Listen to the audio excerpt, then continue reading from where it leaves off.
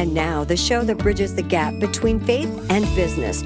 Welcome to Bottom Line Faith. Let your mind be transformed. There is much more to life and to you than you may presently know. Always look for that. Look for that greater opportunity that you're in the midst of, but you're not smart enough to tune into.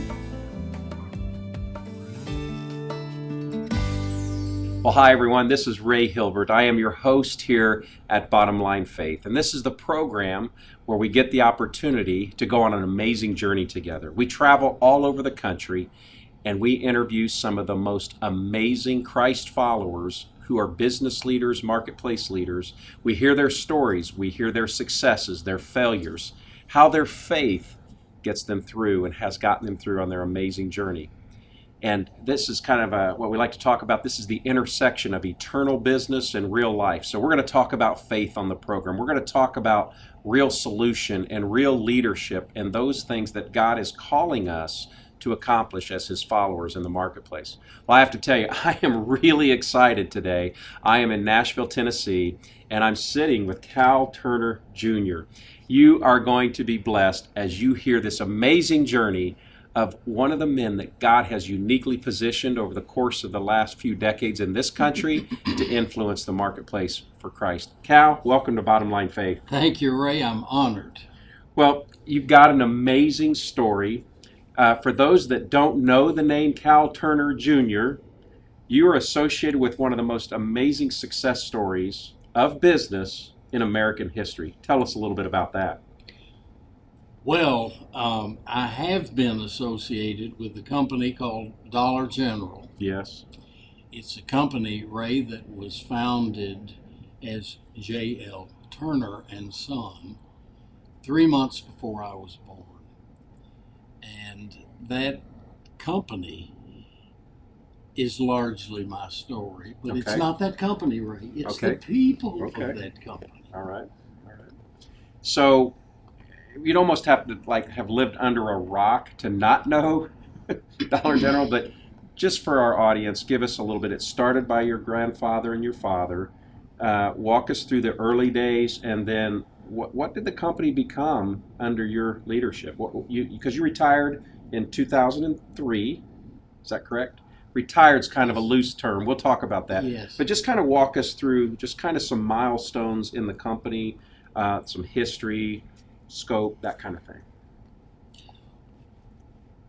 Well, my grandfather, Ray, only had a third grade education, and at the age of 11, he met a real trauma head on.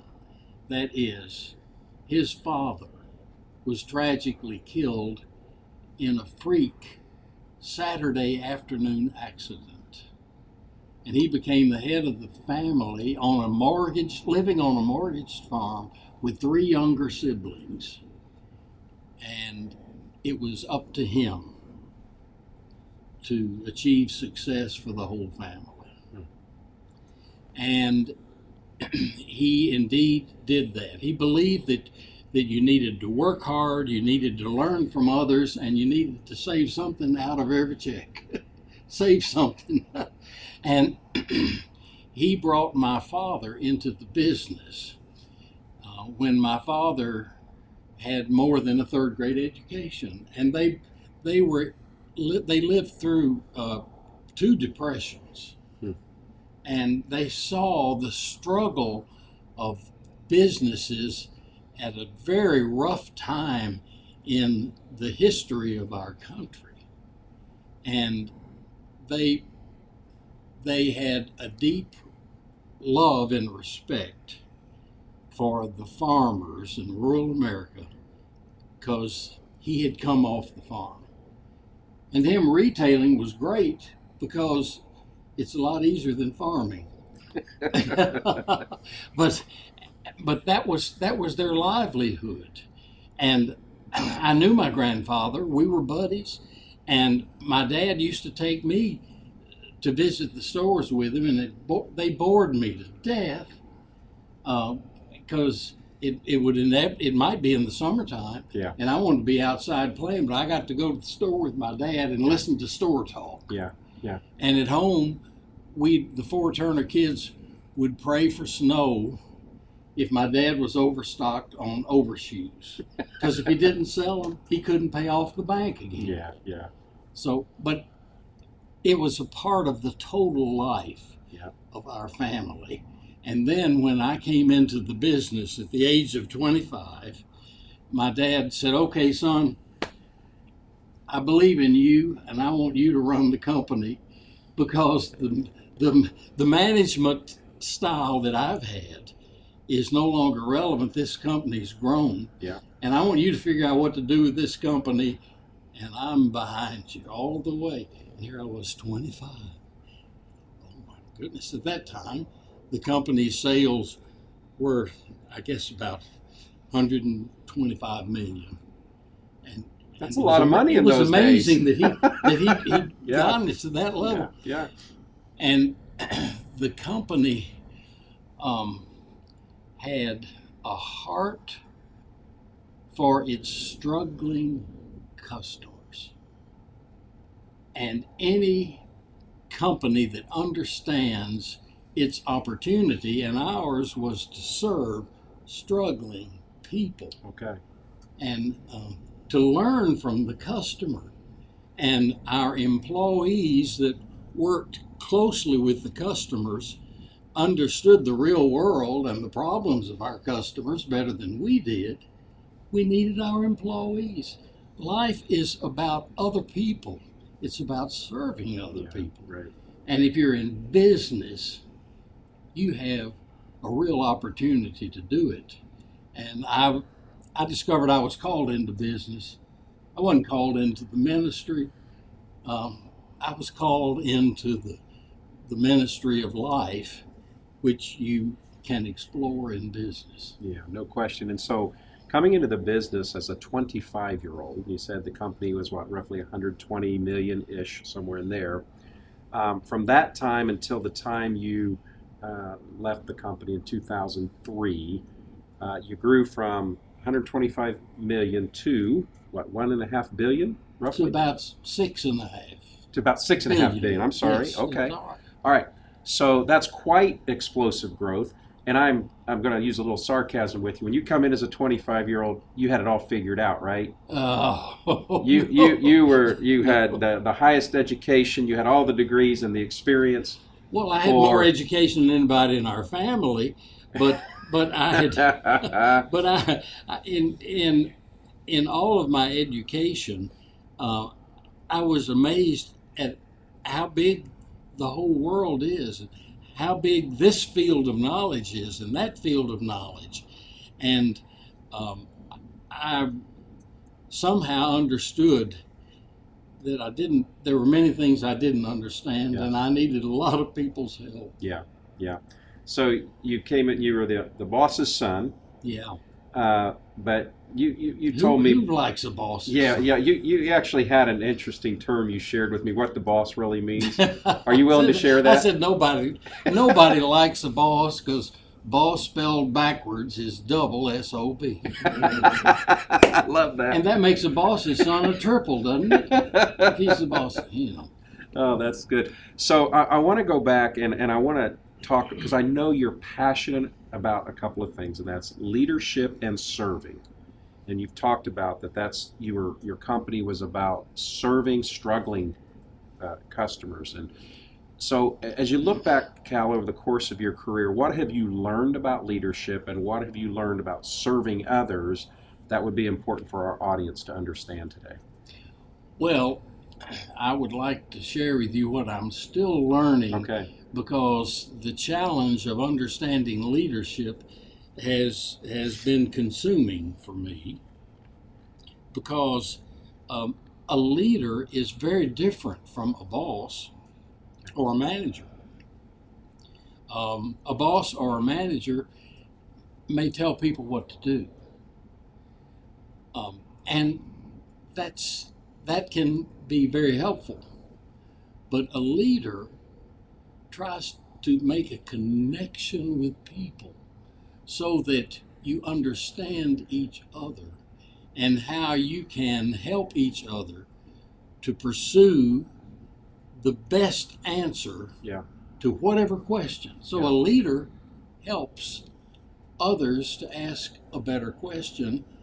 And then when a leader encourages others to come up with their answer, they will implement the heck out of their Yeah. answer. Yeah. But he helps them to ask an even better question. By the way, he or she helps them Yeah. to do that. To get to their own I solution. want to be, right? be sure and say she, because I think I may have learned more about leadership from women anyhow. Yeah, yeah, precisely. And so you talked, there's a story out there about sacred cows. Yeah. Would you kind of walk us through that example? Because I think this is a terrific example of what happens when you can set the right kind of culture to where your leaders feel the freedom to speak up. Because this sounds to me like this was a defining or a major transition point for the company. Do you understand the story I'm referring to? Yes. Okay. Yes, Why don't you tell I us do. that? Well, my leadership style was to poke fun at myself because everybody has a disregard of the boss's son. And I used to say, look, I admit that I'm over my head in my job. I've tried to do all the jobs that all of you do in this company, and I wasn't good at any of them. So you are, and I respect you, and I know I need your help. So that's what we'll do together. Now, you know that this company has always had a leader whose first name was Cal. And as the boss's son, I know that there are some sacred cows around here. And now, while we're doing the strategic planning, I want you to know that you have my commitment that we together will slaughter any sacred cow of this company. What are they? How did they become sacred? We'll examine that. You don't change something unless you understand why it became a sacred cow. But okay, what are some of the sacred cows that you think we ought to change? And one of them said, well, Cal, I'll tell you one. You and your father are always quoting your grandfather who said, if it's bought right, it's half sold. Well, yes, of course. What's wrong with that? He said, so look at all this half-sold inventory we're stuck with. All this half-sold inventory. We need to start working on the other half. The other half? He said, yes, your father is the great buyer. And he pushes everything he buys out to the stores. And we've got buyer push in Dollar General. What we need now is customer pull. What does the customer need? What do we need to have in stock every day for our customer so that we help them to get by in life? So maybe as a retailer, we shouldn't be so creative about the latest style. Maybe we should always be in stock on toilet paper. Well, with that one change, the company really undertook a long-term journey of discovery of how to change the business. Yeah. And my loving father supported us as we did a 180-degree change from his business model. Yeah, yeah. That's amazing. That tells you something about the kind of father Yes. that I am. That's right. That's right. Well, and I think, for anyone listening to this conversation, there's a great lesson there, is we all have to be willing to examine those things that maybe they've been critical, they've been important to us, and they've been foundational to our success, but we have to be willing to let go of some things if it's no longer relevant, if it's no longer the best business model. We think about companies like Amazon. right? And how it's transformed and disrupted business, every sort of business. And so you have to be willing to make those kinds of adjustments. So I'd like to transition a little bit and talk about your faith. Would that be all right? Because I know that's really what we're about here at Bottom Line Faith, is that intersection of business and faith. How was it that you came into a relationship with Christ? Well, I can't really say that I came to that, but at the age of 11, I was brought into that. I was an 11-year-old lad on a Sunday summer evening, waiting after our youth fellowship meeting in our church to be picked up by my parents. And it was a small town, quiet, a nice breeze, and the tune and the message of the old rugged cross came over me. And I received a sense of awe that while Christ had gone to Calvary for everyone, he had specifically done it for Cal Turner Jr. Wow. What does that mean? Well, I'm still asking, Ray, what does that mean? Yeah. But that put a stamp on me that continues to define who I am as I ask that question. But it also put me on notice that I had my cross to carry too. Yeah, absolutely. In those early days, what role did your faith play in your leadership? And then over the course of your work and your career, how did you grow in your faith and how you lived it out in your leadership? Well, there's something about hard work that helped me to hone my faith, because the successes and failures in the kind of business we operated were very apparent. It seemed to me that the boss's son made pretty bad mistakes, and my faith is about receiving gratefully the forgiveness that is mine through Calvary. And it was pretty obvious from the quality of my work how much forgiveness I needed. So there's something about the doing of life, the messiness of life, that can help you to have your faith defined. And it is my relationship with my Lord that has defined the leadership agenda of myself, and therefore of the company which I had the opportunity to be a part of. Yeah. Can you think of a time when your faith in business, your faith was particularly challenged, where a crisis of faith, or where, okay, I've got this really difficult business decision, and how does my faith apply? Does anything come to mind? It does indeed. Ray, it was a family business. We became a public company in 1968, and at the age of 28, I was responsible for this public company. And we did have the success of growth. And then the company got to a point where it had overexpanded and was actually on the verge of Chapter 11. This is 3 years into your leadership. Well, 3 years into my leadership, the company went public. And then we had success. When I brought the management team in to strategic planning, I said, look, Daddy, there's a door closed to everybody else in management. It says Turner on it, and you only come behind this door if your name is Turner. With strategic planning, we're going to open that door to everyone, and they'll come into the planning. And that's when we challenged the sacred cows. Okay. And the company got going, and we had success.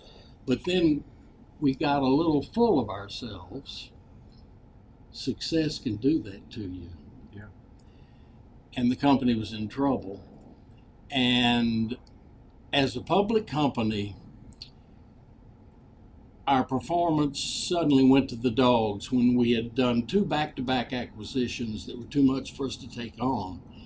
And the CEO and the COO couldn't agree on the change to be undertaken at a time we had to change if we were going to survive. Now, the CEO was the older brother, and the COO was the younger brother. And it was a family business. And I had the most heart-rending decision of my life, whether to fire my brother. Oh, wow. Yeah. And I knew the family would be torn apart and the company. But I am the vine, and my Father is the vine dresser. That which is dead he cuts away. That which is fruitful he prunes for more fruit. That's John, 15th chapter of John. And I discovered that one brother had to be cut away, and the other one had to be pruned. Both had to go through pain, real pain. It was not the fault of either. It was just that we couldn't get a decision for leadership at a time we had to have leadership in the company. And I was ticked off at God, Ray, and I let him know that. Yeah. But, and I think God wants integrity in our prayer. He wants us to come to him with what we really think and feel, and the challenge is really ours. But he got me through that, and that redefined the company, and the success really emerged from that decision, which was hard to make. Yeah, and I can only imagine. I'm just listening. I didn't know that part of the story, and that's incredible, because I do know that the dynamics of family business can be excruciating. They can be exhilarating and also excruciating. So as you began to process and work your way through that, what happened with the family dynamic? Well, it was really hard for everybody. The decision required 6 to 8 months to make, because we had to do a lot of processing as a family. Yeah. I immediately went to my father and to my brother with my dilemma, and I think they were all praying I'd get over it. I don't know if we always pray for the right thing. Yeah. And that's why thy will be done is supposed to be part. And yet, our family, which had the bonding of love, has overcome. Yes, we still feel that there is the scar there. Yeah, of course. But your scars can be redeemed. Yeah, that's right. In Christ. Well, and candidly, Cal, that's why when we talk about here at Bottom Line Faith, we use this phrase, eternal business, real life. There's this tension. That's great. There's always this tension of trying to be about our Father's business, and yet we're on earth right now. And so we've got responsibilities, we've got stewardship, in case of business ownership, you got payroll, you got all these things. There is that ongoing tension that's always there. So what lesson did you come away with? More than anything else in that very difficult season, what lesson did you come away with the story you just shared? Well, I learned that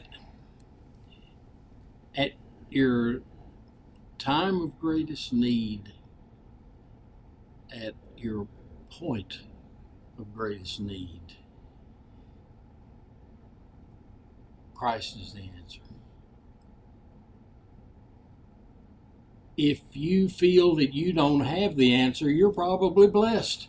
And usually when a leader is in a real traumatic situation, he or she doesn't have the answer. That positions you to get a better answer, which always comes from the real CEO. The real CEO. Yeah. Well, Cal, what we want to do here at Bottom Line Faith is we want to be an encouragement. So there's somebody listening to this conversation right now.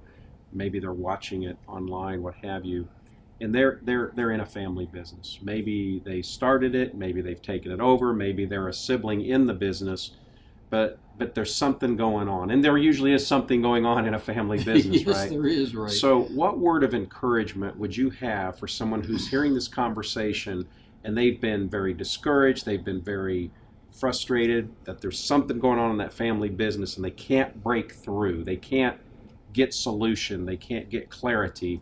What word of encouragement would you have for them? Well, my times of loss, pain, and confusion have been my times of greatest blessing. I'm now almost 80, and as I look back on life, I'm more thankful for those times because they honed my partnership with my Lord. And those times taught me, again, that I don't have the right answer. I don't have it. And you're blessed to know that and to let God help something to happen. Yeah. And guess what? You need everybody else around you. And the family that may be in turmoil may also be your greatest asset. What I hear in this is there's actually freedom in not having the answer, because it can cause us to turn to the one who does. Yeah, there's freedom and hell. That's honest. Seem to come together. I love it. That's honest. I've often wondered how many times God might regret that He gave us free will. That's right. And sometimes I regret that I received it. Well, that's a tough season you just told us about, and you've been through difficult times, not only in business, but you're in the midst of a fresh, tough season in your life. Tell us about a recent development for you. After 50 years of marriage, I lost my lifetime sweetheart about 3 weeks ago. And that was a unique experience. And everybody who goes through that is going through an experience unlike anybody else's. When somebody says, I know what you're going through, no, nobody knows what you're going through. But I can tell you that in the unexpected death in her sleep of my wife, I felt a peacefulness that can only come from our Lord. I can't explain it. It was not mine to achieve, but God did it for me. And I found that every prayer of mine in the aftermath of her death began with the same two words: thank you. Wow. Thank you, Lord, for those years we had together. Thank you for the needed and added dimension to my life brought by her. And she was your agent to me. Yeah. And I thank you for her life. Yeah. there's something really special that you're wearing today. And I apologize if you're listening to this and you can't see this. If you're watching this, you will be able to see this. You have something special right there in your pocket as it relates to Margaret. First time I've worn this. Well, tell us about that. I love this. Tell us about this. I was up in Scottsville, Kentucky with my dad, and he proudly gave me these embroidered handkerchiefs. HCT, that's his initial and mine. And he said, now, son, I'm giving these to you. You know, I've cherished these. And I brought them home and I said, look, Margaret, what I get to wear. And she said, nope, you don't. We're going to preserve those. We're going to frame them. And they've been beautifully framed in my office. But after her death, I thought, now I can wear them. So those were framed for how many years? Well, golly, I guess they were framed for 30 years. 30 years. And it was a beautiful display, and I don't display them as well as that frame did, but I wear them with pride. Well, and I feel that I'm wearing them with her blessing also. I believe you are, and I'm humbled and I'm grateful that you broke that out for our interview today, and that's pretty special that we get that here at Bottom Line Faith. Cal, as we kind of transition, first of all, thank you for our time together today. What a delight. Thank you, Ray. What a delight. Being with you is a joy. Well, that's kind. You're all right. I think you're going to make it. Am I going to make it? Y'all heard that? Yeah, my regular listeners and viewers here at Bottom Line Faith, Cal Jr. said, I'm going to make it. That's awesome. Yes. I'd like to transition, kind of the last section of our conversation today is what I like to call my advice and insights questions. What I'd like you to do is I'd like you to, if you have the chance to sit across the table from the 20-year-old Cal Jr., you're sitting across the table, you're 79 now, but you have a chance to talk to the 20-year-old Cal, what would you say? I'd say, Cal, whatever it is that needs fixing, you can't do it. Except that you can't fix it. But you can help others to define the right fix that comes from the real CEO. Because what we need today is not what we can come up with, but what God would empower us together to come up with. Wow, that's so good. That's so good. And did you struggle, like I think I do, and most of us as young people, to figure we can fix stuff? Oh, did you struggle with that? Oh, I thought I could. at 20, look out, I could do anything. Yeah, the whole world's yours, right? Yeah. I was talking with my daughter the other day, and she said, Dad, I'm 53. She says, what are you learning now? I thought that was a pretty good question. She's a sophomore in high school. And I said, you know what I'm learning? I'm learning that I don't know much. The older I get, the more I realize the less I know. It's a great lesson. And I'm still learning that too. And so that's what you would advise your 20-year-old self. Well, Cal, I'd like to ask you, if you had the chance to, if you look back over the entirety of your career, your life, your work, what have you, if there were one thing that you could go back and maybe do differently or get a chance to do over again, does anything come to mind? What would you do? Ray, I remember my dad coming into my office after my younger brother, 7-year younger brother, had finished college and he'd finished his military service. He said, well, it's time for Steve to come into the business. What should he do? I should have had us to ask a different question. What does Steve really want to do? Daddy, let's be sure that we're doing also what Steve wants to do. Because all the while of our growing up, he would say, well, Cal Jr., you decide what you're going to do, and I'll know what I'm not going to do.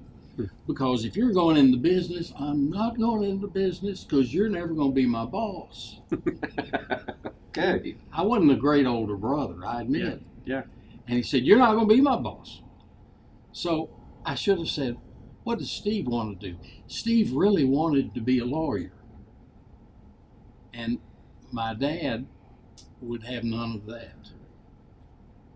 But if that real trauma for our family and the company could perhaps have been averted, and yet that trauma helped the company to redefine itself. Sure. God still allowed it to work to His glory. Isn't it wonderful how He works through all of our mistakes? Yes. All of our mistakes. He can empower for His greater kingdom work. Yeah, that's right. So Cal, just thank you for being our guest today on Bottom Line Faith. Thank you. What an honor it is to have the chance to get to know you and speak with you. So just a couple more questions. First one's pretty straightforward. What's your favorite Bible verse or passage? 12th chapter of Romans. I appeal to you, therefore, brethren, that you let your bodies be a living sacrifice. Don't be conformed to this world, but be transformed by the renewing of your mind, that you may prove what is the good and perfect will of God. Life is about discerning how to sacrifice and not be conformed to the world. The world is trying to mold you and me into its depraved form. But thanks be to God, we can overcome that by pursuing that sacrificial, reconfirming of who we are. Don't let your mind be transformed. There is much more to life and to you than you may presently know. Always look for that. Look for that greater opportunity that you're in the midst of, but you're not smart enough to tune into. That's great. That's great. And then you don't have to fix it either. No, you don't have to fix it. Like we already talked about. Thank you, Lord. Thank you, Lord. Thank That's you, right. Lord. That's right. Well, Cal, the last question that I ask every one of my guests here at Bottom Line Faith, I call it my 423 question. And it's based out of Proverbs chapter 4, verse 23, where Solomon writes these famous words, "Above all else, guard your heart, for from it flows all of life." And so what I'd like to do is I'd like to kind of get your version of above all else. So would you fill in the blank? This is like the one thing you want to leave our audience with. This is the most important thing that you'd like to pass along. Above all else. Above all else, God is love. And your greatest opportunity is pursuit of that love. God is love, and you can be also. Cal Turner Jr., thank you for being our guest at Bottom Line Faith. Thank you so much. God bless you, Ray. Or God continue to bless you. I'm going to make it, though. You told me. I'm sorry. You're going to make it. I'm going to make it. Listen, folks, that's what we're about here at Bottom Line Faith, is interviewing amazing leaders like Cal Turner Jr.